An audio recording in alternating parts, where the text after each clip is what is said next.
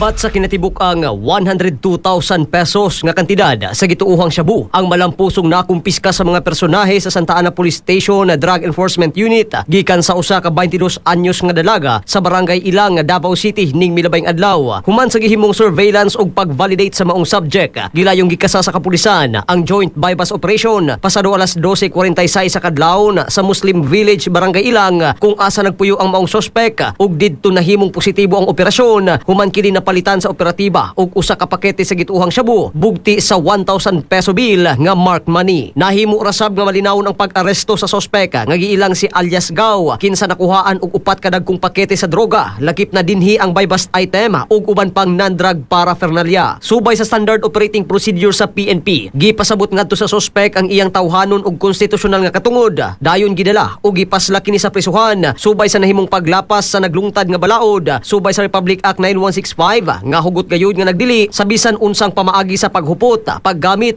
o pagbaligya sa illegal nga droga. Nasayran nga ubos na sa pagdumala ni Police Colonel Manan Muarip una nang gisugdan sa Davao City Police Office ni atong Hulyo 29 ning tuiga ang Strategic Anti-Criminality Plan nga dunay abbreviation nga Davao nga buot pasabot, discipline, action, virtue, accountability and order, kung asa kabahin sa ginapukusan niini mao ang hugot nga kampanya batok illegal nga droga. Mga katropa, aron kanon gitang healthy mag-Zantone Vitamin C alang sa nakiusang Pilipino para sa Pilipinas. Katropang Marvin Ebano, XFM News.